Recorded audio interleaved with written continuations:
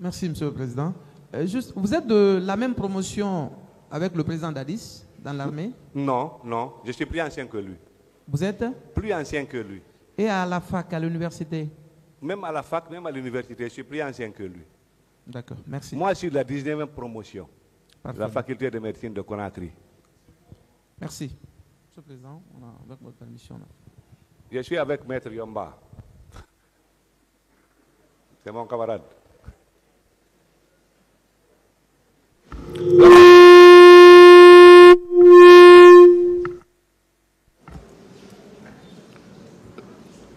La partie civile pour les questions.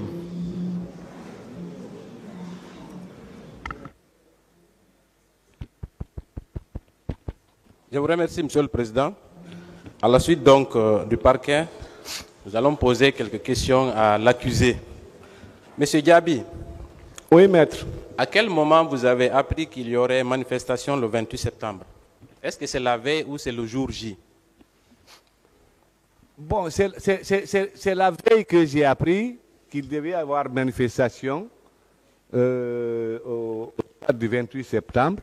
Et je crois que c'était par suite au décret du président qui a fait exceptionnellement. Parce que le 28 septembre, ce n'est pas un jour férié. Mais exceptionnellement, ce jour-là, il a pris un décret et fait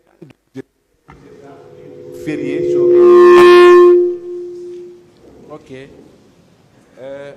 Vous avez déclaré ici, que ce soit à la barre ou au niveau de votre interrogatoire, que vous vous rendiez à Koya. Quel était votre itinéraire? Je suis sorti du camp Samori, j'ai pris l'autoroute. Je suis venu à Imbaya, j'ai continué jusqu'à l'entrée. C'était l'autoroute. Vous n'avez pas constaté? Parce que comme je sais qu'il y avait une marque qui était programmée, je n'ai pas de chauffeur, je n'ai pas de garde-corps, c'est moi-même qui conduis la voiture. Et puis j'étais en civil, mais quand même les gens me connaissent. J'ai évité carrément la route de Prince. Vous n'avez pas croisé de manifestants sur l'autoroute? Bon, non, l'heure à laquelle je suis parti, je n'ai pas rencontré de manifestations sur l'autoroute. Très bien. Vous avez déclaré ici à l'une des questions du ministère public que quand vous avez appris qu'il y avait des blessés, en tout cas qu'il y avait eu des personnes qui ont été tuées ou blessées au stade, vous êtes allé chercher celui qui avait les clés de la pharmacie centrale et qu'au lieu d'aller à l'hôpital, donc vous vous êtes rendu au camp Alpha Yaya Diallo. Est-ce que vous maintenez cette déclaration? Non, pas au camp Alpha Yaya. Je suis allé prendre ma tenue au camp Samori, à la maison, pour me mettre en tenue militaire. J'étais en civil. Attendez, donc, quand vous avez pris Dr Abdraman à Taouya, vous avez dépassé l'hôpital Donka pour venir jusqu'au camp Samori pour vous habiller, c'est ça? Non, vous n'avez pas compris, maître. Éclairez-moi alors. Lorsque j'ai quitté Koya, je suis venu directement au camp je suis allé directement à Donka. Monsieur Gabi, si vous ne parlez pas dans le micro, on ne pourra pas vous entendre. Faites face au tribunal et parlez, il va vous entendre. Bien. Excusez-moi, monsieur. Allez-y. Bon, maître, de Koya, j'allais directement à Donka. J'étais civil. De Donka, j'ai vu l'ampleur des faits et ils m'ont dit que la clé de la pharmacie centrale est avec docteur Abdraman qui habite Nongotadi. J'ai imaginé l'itinéraire pour arriver à Nongotadi. Et puis, il fallait faire parce qu'il fallait rendre compte. J'ai dit, bon, j'ai pris le directeur national des établissements hospitaliers. J'ai dit, accompagnez-moi rapidement au camp Samori. Je me mets en tenue. Nous allons chercher... Attendez sur ce point, Vous venez à Donka. Vous vous rendez compte qu'il y a des dégâts qui ont été commis au stade. Des personnes affluent par dizaines à cet hôpital. Vous partez chercher celui qui a les clés de la pharmacie, mais vous préférez dépasser au retour donc pour aller vous habiller. Pourquoi? Maître, vous trouvez ça logique? Pour moi, c'est logique. D'abord, il y avait des kits qui étaient déjà là. Parce qu'il y a toujours des kits à Donka prépositionnés pour les cas de catastrophe. Mais comme on ne sait pas l'ampleur, le nombre de gens qui vont venir. Ensuite, il y a Dr René Kodi qui est venu avec l'équipe de l'Organisation mondiale de la santé. Ça pouvait nous couvrir même 2 jours. Mais il fallait ouvrir les magasins là où il y a le stock de sécurité de la pharmacie centrale de Guinée pour les prépositionner. Donc pour ça, même si on ne les amène pas directement à Donka, mais on garde les clés. En cas de besoin, on prend. Est-ce que la raison pour laquelle vous êtes allé chercher Dr Abdourahmane, c'est parce qu'il y avait urgence et qu'il y avait de l'affluence à l'hôpital d'Onka, oui ou non? C'est bien ça. Alors, donc, ne nous dites pas qu'il y avait suffisamment de stock à l'hôpital. C'est parce que vous vous êtes rendu compte qu'il fallait absolument ouvrir Pharmaguinée, trouver d'autres kits sanitaires pour pouvoir prendre en charge les malades qui affluent à l'hôpital, oui ou non? Oui ou non, docteur? Maître, ces kits-là, qui étaient là-bas, là, je vous dis qu'ils pouvaient couvrir des trucs. Mais parce qu'on ne peut pas évaluer le nombre, parce que les ambulances ne faisaient que des rotations. Donc il fallait ouvrir la pharmacie centrale de Guinée. Mais pour ceux qui étaient là-bas, là, les kits étaient là, suffisants. Il y avait même des kits à réserve là-bas. Mais il faut se prémunir. Alors, moi je ne trouve pas ça logique du tout, mais on va évoluer. D'accord. S'il vous plaît. Quand vous êtes venu à Donka, est-ce que vous n'avez pas constaté que l'infirmerie avait été attaquée, les médicaments vandalisés?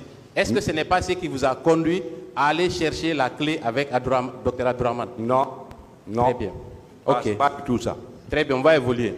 Ensuite, vous avez dit que vous étiez parti au camp. Votre première version à cette barre a consisté à dire que quand vous êtes allé chercher Dr Abdourahmane à Taouya, vous avez préféré rallier le camp d'abord avant de revenir à l'hôpital. Oui ou non?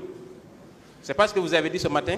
Quand je suis allé chercher Dr Abdourahmane, pas à Taouya, je vous dis à Nongotadi, lorsque je suis allé le chercher, je ne me suis plus retourné à Donka. Vous n'êtes plus retourné à Donka? Non. Vous êtes allé où? Je suis allé directement, je suis d'abord allé au camp Alfayaya pour rendre compte et recevoir l'ordre de faire un devis estimatif pour la prise en charge des malades jusqu'à leur nourriture. Après, je suis allé au ministère de la Santé pour appeler tous mes cadres pour qu'on essaie de faire un devis. On va s'accorder sur une chose. Quand je vous pose des questions, s'il vous plaît, contentez de vous répondre à la question au lieu de donner trop de détails, s'il vous plaît. Bien. Vous avez déclaré ici, il y a environ 2 minutes, que quand vous avez quitté à Nongo, vous êtes allé directement au camp Samori, oui ou non? Pas camp Samori, camp Alfayaya, là où il y a Dadis. Il y a les quitté Nongo. C'est là où, je ne sais pas une question, l'un des procureurs il m'a demandé... Vous êtes habillé où? Vous êtes allé chercher vos habits de militaire où? Au camp Samori. Donc, quand vous avez quitté Nongo, vous êtes allé d'abord au camp Samori. Ensuite, vous êtes allé où? Il y a de la contradiction. Ah oui, oui. Vous savez, ça a duré là. Non, maître, vous avez raison. Oui. Ah non. Ok. Donc, votre itinéraire, vous avez quitté, vous êtes allé à l'hôpital d'Onka, vous avez constaté qu'il y avait nécessité d'aller chercher la clé à Nongo, n'est-ce pas? Quand vous êtes allé chercher Dr Abdourahmane, au lieu de venir à Donka prendre des dispositions pratiques, vous êtes allé au camp Samori pour vous habiller, oui ou non? Justement, maître, je vous dis, de Donka. Je suis arrivé à Donka, j'étais en civil. J'ai pris là-bas Dr Cheikh Kondé, qui connaissait chez Dr Abdourahmane. J'ai pris ma voiture, parce que je n'avais pas de chauffeur, c'est vraiment qui la conduisait à partir de Donka. J'ai pris Dr Cheikh Kondé. Nous sommes allés au camp Samori. Je me suis mis en tenue militaire. On s'est retourné, nous sommes partis à Nongotadi prendre Dr Abdourahmane et arrivé à hauteur du camp Alfayaya, comme mon chauffeur, je l'avais déjà appelé, il était déjà là, je me suis garé, j'ai dit à mon chauffeur de conduire Dr Cheikh Kondé Abdourahmane directement à la Pharmaguinée pour faire le nécessaire et moi je suis descendu pour rendre compte. Docteur Diaby, s'il vous plaît, quand vous avez quitté le camp Samori, où vous êtes rendu? S'il vous plaît. Lorsque j'ai quitté le camp Samori avec Dr Cheikh Kondé, nous sommes partis à Nongotadi. Attendez, il faut qu'on se comprenne. Il y a encore 1 minute, je vais vous rappeler. Vous avez dit ici, quand on vous a appelé, vous partiez à Koya. Quand on vous a appelé au téléphone par Dr Sik, si je ne me trompe, vous êtes venu à Donka, vous avez constaté l'ampleur des dégâts. Vous avez pris un de vos collègues, vous êtes allé à Nongotadi, oui ou non? J'ai pris un de mes collègues qui est en rapporteur de Dr Cheikh Kondé, il peut venir ici témoigner. De là, nous sommes venus au camp Samori, je me suis changé, et puis nous sommes partis à Nongotadi. Donc vous avez quitté Donka, vous êtes allé d'abord au camp Samori. Oui. Ensuite, vous êtes passé devant Donka pour aller chercher la clé. Oui. Alors, quand vous êtes allé chercher Dr Abdourahmane, Vous avez dit que vous avez rallié immédiatement le camp, n'est-ce pas, le camp Al-Faya, cette fois-ci, pour aller rencontrer le président, oui ou non? Oui. Alors, la question qui était de savoir, est-ce qu'il n'était pas plus indiqué pour vous de venir d'abord constater, en tout cas vous inquiéter de la situation des malades qui étaient à Donka, que d'aller rallier au camp? Quel était le motif? Quel était l'objectif affiché? C'était quoi le problème? Quel était le but d'aller voir le président Dadis? C'était quoi l'objectif? L'objectif de voir le président Dadis, c'est pour aller lui demander les moyens. Attendez, vous avez déclaré tout de suite encore que vous aviez au moins 2 jours que les kits qui étaient à l'hôpital, avant même que la pharmacie centrale n'ouvre, que vous aviez la possibilité, qu'il y avait la possibilité de prendre en charge les malades pendant 2 jours, oui ou non? Oui. Alors, donc, cela ne s'explique pas pourquoi vous êtes allé directement au camp. Maître. Toutes les raisons qui vous ont conduit au camp, mon colonel. Maître, lorsque je suis venu à Donka et lorsque j'ai quitté Donka, les malades les blessés ne faisaient que venir. Je ne sais pas quand ça allait tarir. Donc, il ne faut pas attendre parce qu'il y a des kits prépositionnés, il y a des trucs là pour ça, pour chercher à trouver les moyens. Il faut que je parte lui rendre compte au président qu'il y a eu des atrocités là-bas. Il faut que je lui dise, attention, il va falloir que vous nous trouviez des moyens pour la prise en charge de ces patients. D'abord, ne serait-ce la nourriture. Parce que les gens là, ce n'est pas le kit là qu'ils vont quand même. Excusez-moi, mon colonel. Est-ce que vous n'êtes pas allé au camp pour aller prendre des directives auprès du président Dadis? Non. Est-ce que vous n'êtes pas allé au camp pour qu'il vous dise ce que vous devez faire des éventuels corps qui seraient venus à l'hôpital Donka? Non. Très bien, on va continuer. Non. Très bien. À votre retour à l'hôpital Donka, est-ce que vous êtes rentré à la scène de l'hôpital ou bien vous êtes limité au niveau de la réception? Lorsque j'ai quitté Al-Faya, oui. Lorsque j'ai quitté chez le président Dadis, oui. Je ne suis même pas rentré à Donka. J'ai continué directement au ministère de la Santé pour appeler mes cadres pour faire le devis estimatif. Les devis estimatifs de quoi? Et pour la prise en charge des blessés. Et vous quittez l'hôpital, vous partez chercher une clé pour aller ouvrir le magasin central, vous ne vous préoccupez plus de cette pharmacie centrale, vous partez prendre des directives chez le président Dadis et vous continuez au camp Samouri, au département, au ministère de la Santé, pour aller évaluer quoi? Pour aller évaluer, pour aller faire un devis pour la prise en charge des malades. Mais le devis là devait se faire comment? Puisque vous n'étiez plus à l'hôpital, vous n'avez pas constaté l'ampleur. Mais les médecins sont là-bas. Docteur Sekondi, le directeur national des établissements hospitaliers, est là. Tous les professeurs sont là-bas. Très bien. Nous sommes en communication avec eux. Très bien. C'est eux qui savent. Au fur chaque heure, ils nous disent, il y a tel nombre, il y a tel nombre. Et après, c'est quoi? Après le triage, il y a ça. Il y a eu telle fracture, il y a eu tel nombre de ceci, il y a tel nombre de cela. Donc, si on résume... Et puis, mais ce n'est pas moi qui faisais le travail. Oui, je le faisais faire. D'accord, j'ai compris ça. Quand vous êtes venu à l'hôpital Donka une première fois, est-ce que vous êtes revenu le même jour à l'hôpital ou ce n'est que le lendemain? Non, le lendemain seulement je suis revenu. Vous n'êtes plus revenu? Non. Très bien. Est-ce qu'à votre arrivée, pour la première fois à l'hôpital Donka, vous n'avez pas constaté de militaires dans les alentours? C'était à quelle heure d'ailleurs? C'était vers 11h, 11h midi. Je n'ai pas bien regardé l'heure parce que moi je n'aime pas tellement porter montre, mais c'était... midi, 11h, midi 30, quelque chose comme ça. Mais je n'ai pas vu de militaires quand même. Je n'ai pas vu de militaires. Très bien, parce que nous avons des... Le 28 septembre. Nous avons des témoignages contraires à votre déclaration ici, puisque à votre arrivée à l'hôpital Donka, vous êtes venu d'abord avec des militaires. C'était en présence aussi des milices. Je vais vous lire un procès verbal d'audition d'une partie civile qui dit ceci. Aux environs de 17h, un groupe d'agents munis d'armes blanches est entré dans l'hôpital Donka et nous a sommé de sortir pour nous tuer, mais les femmes se sont opposées. Ensuite, c'est dans cette situation que le ministre de la Santé d'alors, Abdoulaye Chérif Diaby, est arrivé et s'est mis non seulement à nous injurier, mais aussi s'est mis à donner des coups de pied aux patients en déclarant « Nous allons vous tuer tous ». La référence, s'il vous plaît, maître. C'est le procès verbal Monsieur Mamadou Djoulde Diallo, en date du 21 novembre 2012, à la page 2. Qu'est-ce que vous en dites, mon colonel? Maître, je crois qu'on m'avait déjà posé cette question. Je vous dis que ça c'est pas vrai. Lorsque j'ai quitté Donka pour la première fois pour aller chercher le docteur Abdraman, je ne suis plus revenu à Donka. Diallo Mamadou Siré, le procès verbal date du 4 janvier 2013. Vous déclarez ceci. À la deuxième page, j'ai vu également le ministre Diaby qui nous a rejoint au service des urgences. Est-ce que le jour que vous êtes arrivé à Donka, vous êtes rentré aux urgences?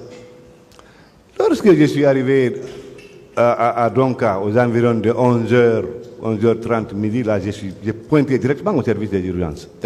Je ne suis même pas arrivé dans les salles d'hospitalisation. Cette partie Parce que civile, tous les blessés, tous les trucs étaient concentrés au service des urgences. cette partie civile était justement aux urgences.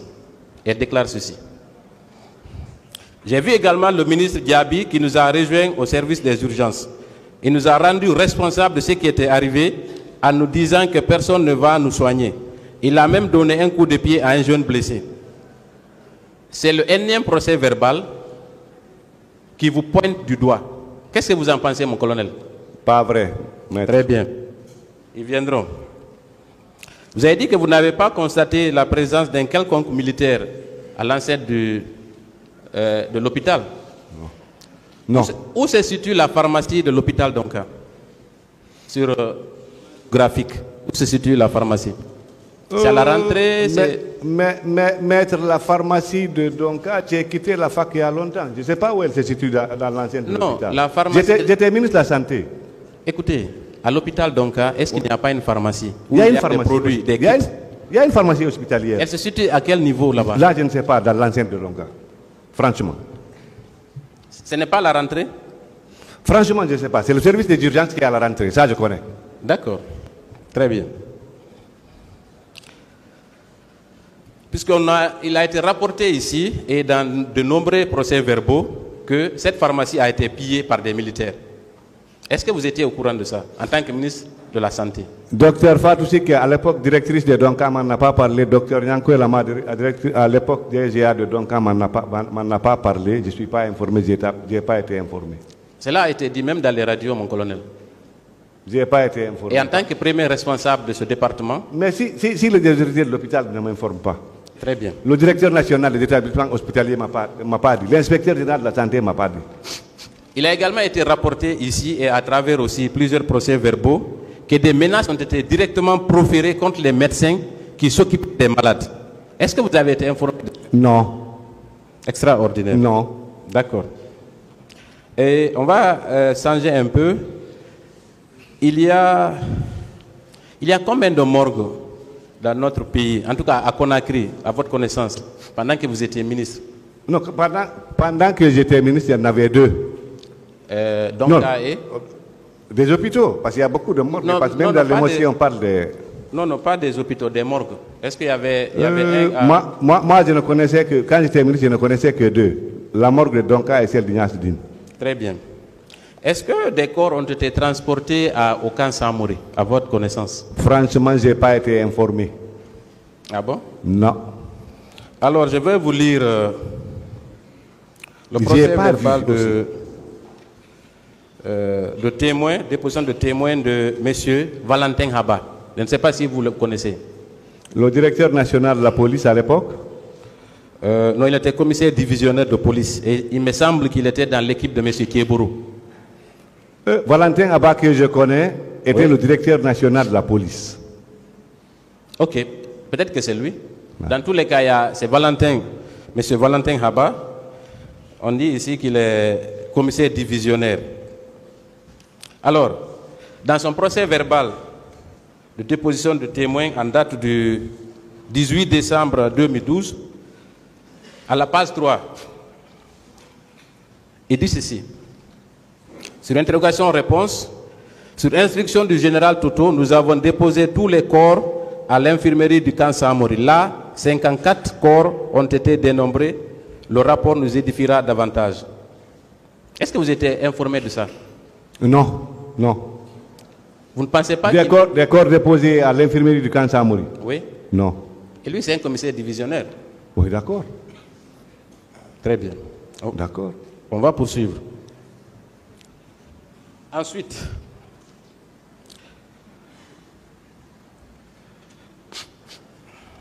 est-ce qu'au moment où vous étiez ministre de la Santé, pendant les événements du 28 septembre, est-ce que vous avez pris des dispositions pratiques pour préserver les corps qui ont été transportés dans les différentes morgues de Conakry? Oui, on a donné tous les moyens aux médecins légistes pour s'occuper des corps. Très bien. Et est-ce que ces morgues-là étaient accessibles à tous? Les morgues étaient... Je crois que les morgues étaient accessibles. Non. Je vous ai dit que j'ai confié la gestion des morgues aux médecins légistes. Non, ce que je veux dire, pour le cas particulier, spécifique des personnes qui ont été tuées au stade, est-ce que leurs corps qui étaient conservés dans ces différentes morgues étaient accessibles à tous? Bon, là, franchement, là, il faut qu'on demande au professeur Hassan Ba qui gérait ces corps. Mais vous ne pouvez pas toujours dire professeur Hassan, c'est vous le ministre, mon colonel. Mais maître, j'ai commis quelqu'un à cette tâche-là. J'ai commis quelqu'un à cette tâche. Vous ne pouvez pas esquiver toutes les questions et rendre quelqu'un responsable.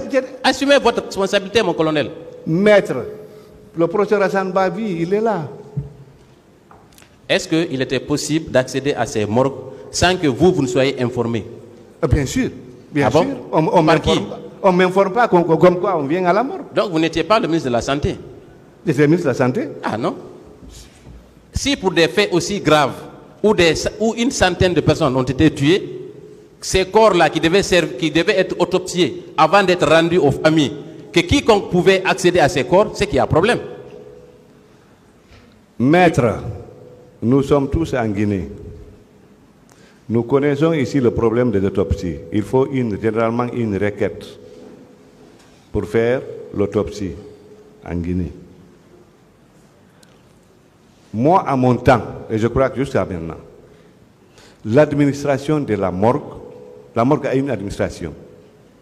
D'ailleurs, elle est presque semi-autonome. Elle est gérée par une société. Si vous faites attention, chaque fois leur corbière passe, vous voyez, c'est écrit Silar ou quelque chose comme ça. Donc, quand les corps sont là-bas, on leur confie aux médecins légistes. Mon colonel, est-ce que alors, si aujourd'hui, on affirme et on soutient que des corps ont été subtilisés aux différentes morgues, est-ce que c'est plausible? Maître, je vous dis que je n'infirme pas. Est-ce que c'est une possibilité? Je ne dis pas que c'est, pour le moment, je ne dis pas que c'est vous qui avez ordonné qu'on les subtilise. Mais est-ce que c'est une éventualité? Oui ou non? Non, je vous ai dit que peut-être c'est possible. Très bien. Mais moi, on m'a posé, quand j'en ai entendu parler, j'ai demandé est-ce que les portes ont été défoncées? Non. Est-ce que les fenêtres ont été défoncées? Non. Est-ce que les chambres froides ont été défoncées? Non. Il y a toujours une équipe de garde. 24 heures sur 24. C'est l'équipe qui se relaie. Alors comment les corps sont sortis? C'est là mon problème, moi aussi. Plusieurs corps ont été subtilisés dans les différentes morgues pour des fosses communes. Qu'est-ce que vous en pensez? Là, franchement, je ne sais pas. Très bien. Mais vous reconnaissez quand même que c'est vous qui étiez le chef de département? J'étais ministre de la Santé, oui. Très bien. Donc, indirectement responsable, en tout cas, de la gestion des morgues. Ah non, je ne suis pas d'accord. Pour ça, maître. À qui on doit rendre compte de la gestion des morgues? À qui on doit... Je vous ai dit que d'abord, les morgues là sont gérées par une société. S'il vous plaît, mon colonel, vous savez, administrativement, je pense que les morgues et tout ce qui est sanitaire ou les hôpitaux relèvent de votre compétence, oui ou non? Oui, n'est-ce pas? Oui, oui. Alors donc, vous ne pouvez pas vous soustraire de cette responsabilité. La question qui se pose, c'est à quelle hauteur vous êtes impliqué dans la disparition de ces corps? Maître, si on me dit qu'il y a des corps qui ont disparu, oui. Je dis je ne confirme pas, je n'infirme pas. C'est pour ça que j'ai posé la question, est-ce qu'il y a eu des portes cassées? Alors comment ces corps-là ont quitté la morgue? Alors qu'il y a des équipes de garde permanemment. Très bien. Il y a des registres de garde même. C'est bon, hein? D'autres questions? Voilà, je vais poursuivre. Est-ce qu'avant le 28 septembre, il y avait d'autres corps qui étaient conservés dans ces morgues. Est-ce que des familles ont eu accès à certains corps pendant cette période? Non, là, maître, là, franchement, je ne sais pas. Je crois que donc vous n'étiez au courant de rien alors? Je crois que c'est une morgue, il y a toujours des corps. Mais... D'autres questions? Monsieur le Président, je voudrais poursuivre sur... vous avez déclaré à l'une des questions du ministère public... Monsieur Gabi, faites face au tribunal. Que après le 28 septembre, c'est seulement le 30 que vous vous êtes rendu à Donka, n'est-ce pas? Après le 28 septembre, le 29 septembre, j'étais à Donka. C'est ce jour même que j'ai installé le comité de crise. Quand vous avez installé le comité de crise, est-ce que vous avez rencontré certaines personnes qui étaient blessées ou alitées dans cet hôpital? Oui, on est passé au 4e étage en service neurochirurgie avec les trucs, avec le comité de crise. Est-ce que ce n'est pas à cette occasion que vous avez proféré des injures et donné des coups de pied à certains patients? Non, maître. Déjà, ils sont hospitalisés. Je suis médecin, je suis clinicien et puis je ne suis pas seul. Je suis avec des professeurs qui m'ont enseigné. Je ne peux pas insulter des malades. Mon éducation ne me permet pas, même, en dehors même de mon métier. Au 30 septembre, vous vous êtes rendu à l'hôpital Donka en compagnie, semble-t-il, si je ne m'abuse, du président Dadis et, je crois, de M. Blaise Compaoré. Est-ce que c'est exact? Bon, oui. Et au cours de cette visite, vous avez mis en scène une des victimes, n'est-ce pas? Nous avons mis en scène une des victimes. Est-ce que ce n'était pas une mise en scène? Une mise en scène d'une des victimes? Oui. Ah non. Alors pourquoi vous avez accepté que cette victime dise, et le médecin qui avait été interviewé, que tous ceux qui sont morts étaient de la bousculade? Pourquoi? Quoi? Pardon, maître? Il avait été dit au cours de cet entretien, en tout cas le reportage qui est passé à la RTG, que ceux qui sont morts au stade l'ont été parce qu'il y avait une bousculade. C'est moi qui l'ai dit, qui ai dit ça, pardon, je m'excuse, je ne dois pas vous poser des questions, mais je n'ai pas bien... Mais ça a été dit par celui que vous avez interrogé. Mais moi, je ne suis pas journaliste pour interroger quelqu'un, maître. Non. Le patient qui était dans la salle, à l'une des questions de journaliste, a dit que d'abord ils étaient bien traités, ça c'était une mise en scène, même si elle est insidieuse, et ensuite que ceux qui sont morts au stade l'ont été du fait d'une bousculade. Pourquoi vous avez accepté que de telles informations soient portées à la connaissance du public? Maître, quand le journaliste pose une question au malade, c'est le ministre de la Santé Est-ce que le but de cette visite n'était pas de dissimuler ce qui s'était réellement passé? Bon, moi je crois que non. Moi, comme j'ai vu l'ampleur des dégâts, j'ai tenu à ce que le président même vienne voir. D'abord, c'est reste pour me sécuriser par rapport au montant que je lui ai demandé pour la prise en charge de ces malades. Ensuite, il y avait le président Compaoré qui était le facilitateur. Il fallait que je présente les malades. Est-ce que quand les caméras sont parties, quand vous avez fini votre tour de lit avec les caméras, est-ce que vous n'avez pas été interpellé par un patient hors caméra? Moi, non. Je vais vous lire son procès verbal d'audition. Un des patients a déclaré ceci.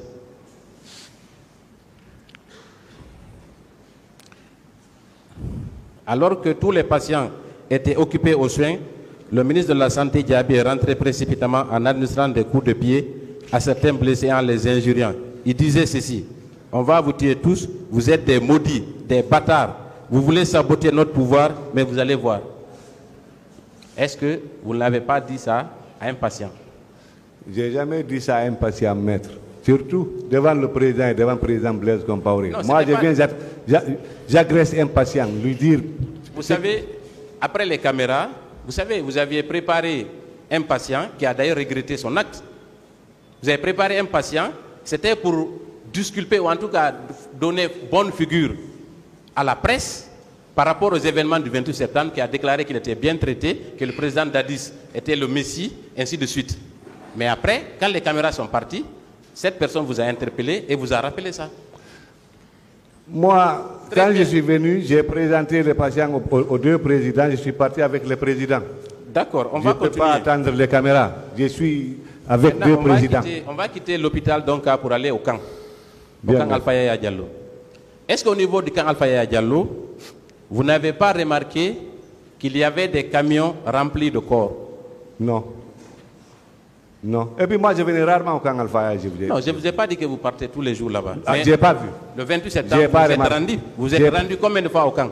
Le 28 septembre, je me suis rendu 2 fois au camp. Quand je venais pour prendre compte au président d'Addis, et je suis allé au ministère, et vers 20h, je suis remonté avec le devis.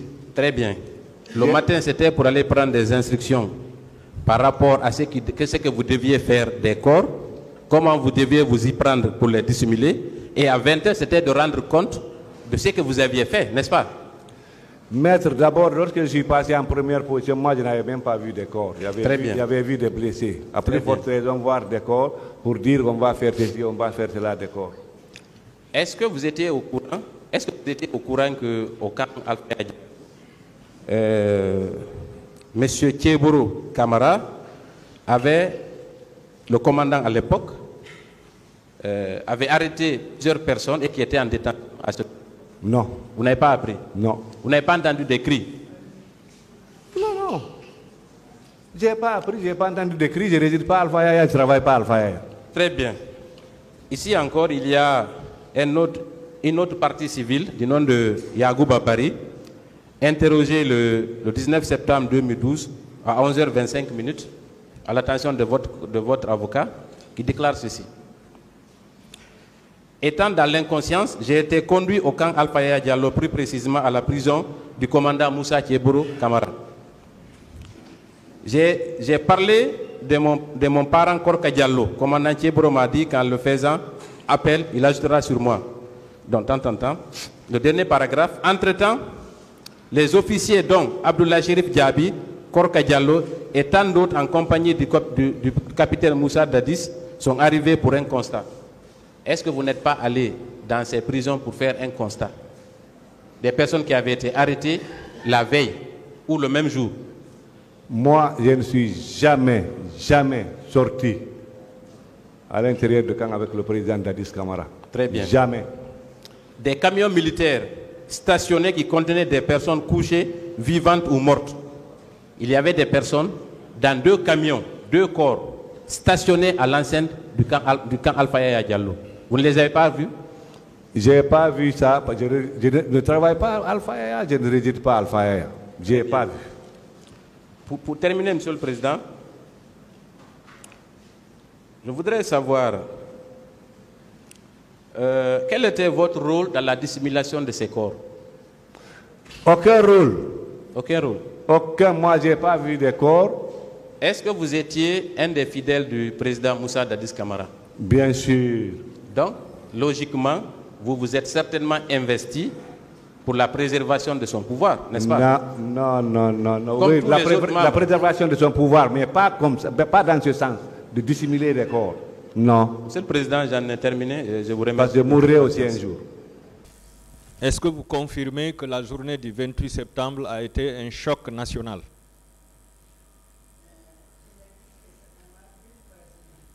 Une tragédie. Est-ce que vous confirmez que c'est une population civile qui a été victime de ce massacre pour avoir reçu les victimes? D'accord. Est-ce que vous confirmez que vous étiez en face d'une boucherie humaine? Je le confirme. Vous le confirmez. Selon vous, qui étaient les bouchers, madame? Maître, le tribunal appréciera. Le tribunal appréciera. Est-ce que vous aviez dormi cette nuit-là en tant que femme? Je l'ai dit précédemment que je suis rentré chez moi avec 2 sentiments. Celui d'avoir assuré la coordination des équipes médicales et réussi à sauver beaucoup de vies humaines. Mais très triste pour avoir vécu une journée douloureuse et difficile à supporter pour une mère de famille, mais pour une femme. Combien de fois dans l'exercice de vos fonctions vous avez été confronté à une telle tragédie? C'était la première fois. C'était la première fois. Que moi-même et tous les professionnels de santé étions confrontés à une telle situation. Est-ce que vous savez que ce sont des militaires et des mercenaires qui ont été au stade pour perpétrer ce massacre? J'ai entendu comme tout le monde sur les zones avec les médias. Est-ce que certaines victimes vous disaient que ce sont les militaires qui les ont tirés dessus ou frappés? Oui, les victimes nous l'ont confirmé. D'accord. Parmi ceux qui sont au box des accusés ici, qui est-ce que vous aviez reconnu à l'hôpital Donka dans la journée du 28 septembre? La seule personne que j'ai reconnue, c'était mon autorité de tutelle, le ministre de la Santé, qui nous a rejoints aux urgences. D'accord. Alors, je suppose que le directeur national de la pharmacie est également votre hiérarchie, oui ou non? Non, nous avons le même niveau hiérarchique. Nous avions. D'accord. Vous êtes tous directeurs nationaux. Oui. Alors, quand il est question d'approvisionnement en médicaments, est-ce que vous ne devriez pas vous adresser à lui en tant que spécialiste de ce domaine ou bien responsable de ce domaine? Non, non, je ne dois pas m'adresser directement à lui parce que c'est un EPIC, un établissement public, industriel et commercial. Nous nous approvisionnons à la pharmacie centrale de Guinée sur la base des achats. Donc, je ne suis pas autorisé à lui demander de nous donner des médicaments. J'étais obligé de solliciter l'intervention de mon autorité de tutelle.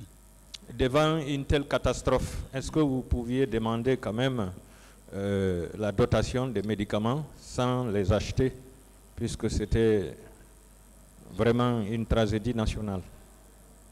En tout cas, je n'ai pas essayé. D'accord. Est-ce que vous vous rappelez combien de fois le ministre de la Santé était venu à l'hôpital Donka? Bon, je ne peux pas compter le nombre de fois, mais le 28 septembre, il était là. Les jours suivants, un jour, il est aussi venu pour visiter les malades, voir leurs conditions de prise en charge. Et après, au fur et à mesure que les délégations venaient, il est venu en même temps que toutes ces délégations. Est-ce que vous vous souvenez s'il était en tenue militaire ou bien en tenue civile? J'ai déjà répondu à cette question. D'accord. Alors, quelles sont les structures visitées par Monsieur le ministre dans la journée du 28 septembre? Bon, il est venu à Donka, ou bien vous parlez des services. Parce que je peux situer qu'il est venu à l'hôpital national Donka. Mais je ne connais pas pour les autres structures sanitaires. Bon, je veux parler des structures même de l'hôpital Donka. À l'intérieur de l'hôpital, non.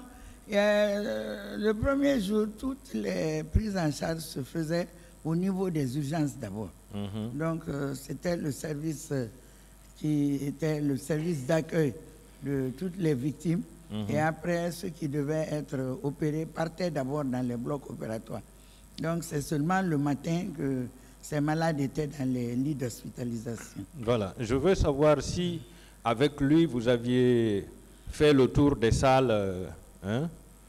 Non, le 28 septembre, il nous a trouvés aux urgences. Aux urgences. Et nous-mêmes, on est restés toute la matinée, toute la soirée aux urgences. D'accord. Alors, quelles sont les difficultés réelles que vous aviez rencontrées dans la journée du 28 septembre et les jours qui ont suivi? Bon, on a été vraiment confrontés à une affluence de victimes que nous n'avions jamais rencontrées auparavant et dans une situation très alarmante. Comme vous l'aviez dit tout à l'heure, on a vécu cette journée une tragédie inimaginable qu'aucun être humain ne peut souhaiter pour son prochain. Donc, c'était une des difficultés. Donc, il faut reconnaître que la prise en charge a été assurée, mais elle n'était pas très facile parce que nous n'avions pas été préparés ce jour à recevoir un tel afflux de victimes. D'accord. Voilà. Est-ce qu'il y avait suffisamment du formol pour la conservation des corps à cette époque? Non, le médecin légiste avait signalé que les stocks qui étaient dans les deux morgues n'étaient pas suffisants. Donc, il fallait obligatoirement trouver d'autres stocks, soit dans les pharmacies privées, où il fallait faire des commandes à l'extérieur, voire peut-être à l'hôpital de Kamsar. Je crois que les stocks sont venus d'une part de l'hôpital de Kamsar et des commandes ont été lancées dans les pays voisins. D'accord. Est-ce que vous êtes au courant que certaines femmes victimes de violences sexuelles ont été évacuées à Dakar? Oui, parce que je vous ai dit préalablement que j'ai collaboré avec, donc je suis membre de certaines organisations féminines qui sont venues à l'hôpital, comme par exemple le réseau des femmes africaines ministres et parlementaires, la CONAG DCF, l'association des femmes leaders. Donc beaucoup de ces femmes, de ces organisations avaient eu la possibilité de faire évacuer certaines femmes à Dakar. Et même en France et dans d'autres pays. Est-ce qu'on ne pouvait pas les soigner sur place? Bon, on avait quand même les compétences pour les soigner sur place, mais comme psychologiquement elles étaient fortement affectées, il fallait vraiment les faire voyager pour qu'elles puissent être reçues dans un autre cadre hospitalier. D'accord. Est-ce que vous êtes au courant des intimidations faites par le ministre de la Santé à l'égard de certains médecins et des infirmiers pour les empêcher de faire leur boulot? J'ai répondu à cette question en disant que j'ai entendu, mais vraiment je n'ai pas vu. Et par rapport aux violences qu'il a exercées lui-même sur certaines victimes? J'ai entendu, mais je n'ai pas vu. Vous n'avez pas vu? Je parle ici devant Dieu et les hommes. D'accord. Vous confirmez que l'hôpital Donka a été militarisé le 28 septembre et les jours qui ont suivi, oui ou non? Bon, comme il y a eu des militaires et c'est le langage qu'il faut utiliser, je peux dire oui. D'accord. Est-ce que vous savez que certains militaires avaient tenté de soustraire des victimes pour les envoyer à des destinations inconnues? Des victimes? Oui, à partir de Donka, mais également dans les CMC et les cliniques privées. Vous n'avez pas appris ça? Non, je n'ai pas eu cette information. Vous n'avez pas eu cette information? Non, je n'ai pas eu cette information. D'accord. Est-ce que vous savez que Dr Diallo Barry et certains de ses collègues s'étaient opposés à la présence de ces militaires dans les locaux de l'hôpital? Bon, Dr Diallo est une aînée, une sœur et amie. Elle l'a même écrit dans son livre « Ma vie, mon parcours ». Mais moi, en tant que directrice, elle m'en a parlé, mais ça ne s'est pas passé à ma présence. D'accord. Selon vous, qui est habilité à requérir la présence d'une force de sécurité au sein de cet hôpital à l'époque? Qui était habilité? Bon, normalement, c'est notre autorité de tutelle, le ministre de la Santé. Mais nous, on ne peut pas le faire directement. C'est le ministre de la Santé? Il doit le faire, puisque c'est lui notre supérieur hiérarchique. Voilà. Est-ce que vous aviez appris que le ministre de la Santé avait fait cette réquisition pour voir la présence massive de ces militaires sur le terrain? Non, je n'avais pas été informé de cette réquisition, puisqu'on discutait de tous les sujets au Comité national de crise sanitaire, mais on n'avait pas parlé de cette réquisition. Qui était le responsable de la pharmacie de l'hôpital Donka à l'époque? C'est une dame, c'était Dr Dieng, Dr Fatmata Touré, Madame Dieng. D'accord. Est-ce que cette dame vous a confirmé de l'attaque dont la pharmacie a été victime par les militaires? J'ai répondu à cette question en vous disant l'explication qu'elle m'a donnée parce qu'elle était en place ce jour, étant donné que son service a été le service névralgique. D'accord. Il y a eu une introduction, mais tous les matériels n'ont pas été détruits. Ok. Alors, en tant que directrice générale de l'hôpital, pourquoi vous avez laissé les militaires gérer la morgue? Non, c'est pas, les militaires n'ont pas géré la morgue. La morgue a été gérée par les équipes, les assistants du médecin légiste. La morgue n'a jamais été gérée. Peut-être qu'elle a été sécurisée par les militaires, mais elle n'a pas été gérée par les militaires, non. Vous êtes affirmatif? Elle n'a pas été gérée, parce que gérer la mort, c'est gérer les corps et travailler techniquement sur les corps. D'accord. À l'époque des faits, l'hôpital donc a compté combien d'ambulances? À l'époque des faits, c'était déjà en 2009. En 2009, deux ambulances. 2 ambulances seulement pour un hôpital national? Oui. Et ces ambulances, d'ailleurs, avaient été obtenues après les événements de janvier et février 2007. L'OMS ou l'UNICEF a doté les 2 hôpitaux nationaux de nouvelles ambulances. D'accord. Est-ce que vous aviez des rapports avec la Croix-Rouge? Oui, quand il y a des événements, c'est toujours la Croix-Rouge qui transporte vers les blessés du lieu de regroupement vers les hôpitaux. Est-ce que vous savez combien d'ambulances la Croix-Rouge avait fourni ces jours pour le transport des corps? Non, ça je ne sais pas. Vous ne savez pas? Non, non. Est-ce que la Croix-Rouge vous a fait un rapport sur le nombre de corps transportés du stade vers l'hôpital? Je crois que la Croix-Rouge n'a pas transporté de corps. La Croix-Rouge n'a pas transporté de corps. Vers la morgue, je ne crois pas.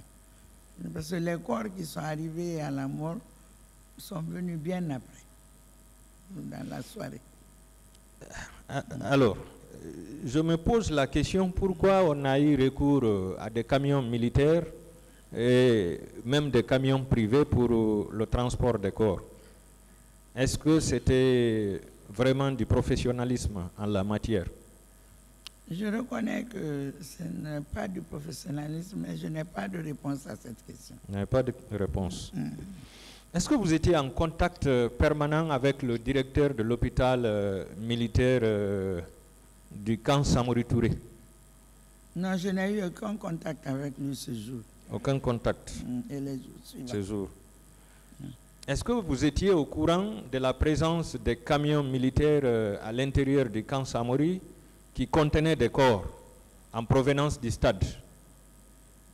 Ce jour, je n'ai pas eu cette information, mais j'ai entendu comme tout le monde sur les médias, dans les journaux. C'est seulement de cette façon que j'ai appris. Donc, de façon officielle, vous n'avez pas été informé? Non, non. Lorsqu'il y a dépôt de corps, est-ce que vous êtes immédiatement informé, madame? Bon, si ce sont des dépôts de corps normaux, par exemple quelqu'un qui est décédé à domicile ou un accident pas massif, ça je ne suis pas informé. Mais quand il y a des catastrophes comme celles que nous avons vécues, ça obligatoirement je suis informé. Alors, est-ce que vous avez appris qu'il y a eu dépôt de corps en provenance du camp Samori? Pas de cette façon. C'est le lendemain, quand je suis arrivé, que l'équipe en place à la mort m'a dit que tard dans la nuit, ils ont reçu des corps. Est-ce qu'ils vous ont fait le décompte? Oui, ils ont dit que les corps qui ont été mis à disposition des hôpitaux ont été repartis en 2 groupes. Ça, je me rappelle bien, 24 pour Ignazdine et 34 pour Donka. 34 pour Donka. Alors, en tant que directrice générale de l'hôpital Donka, est-ce que vous étiez en rapport avec les CMC et les cliniques privées par rapport à l'enregistrement des victimes des événements du 28 septembre? Non, par rapport à l'enregistrement des victimes, ça, nous n'étions pas impliqués. Mais comme l'hôpital national donc, est une structure de référence du niveau tertiaire, donc quand il y a des cas qui ne peuvent pas être pris en charge dans les CMC ou dans les cliniques, ils sont immédiatement référés à l'hôpital national Donka ou à l'hôpital national Ignazdine, qui sont les structures du niveau tertiaire. Est-ce que ces CMC ou bien ces cliniques privées étaient dotées en médicaments, en qualité et en quantité pour faire face à ces victimes? Bon, je n'ai pas d'informations. Vous n'avez pas d'informations. Je ne connais que ce qui s'est passé à l'hôpital national. Est-ce qu'il y a eu des dépôts de corps en provenance de ces CMC et cliniques privées? Non, la morgue ne m'a pas donné cette information. La morgue ne vous a pas donné cette information. Alors, comme dernière question, Hadja, je voudrais savoir si vous avez des connaissances par rapport aux fosses communes. Bon, j'en ai entendu parler, mais je n'ai aucune information. Qu'est-ce que vous avez entendu? Où sont les fosses communes? Non. Les on-dit que vous avez entendus. Bon, par-ci, par-là, les gens en parlent, les populations, les journaux et tout. En dehors de ça, je n'ai aucune information. Vous n'avez jamais eu d'information. Merci, madame. Merci, monsieur le président. Merci.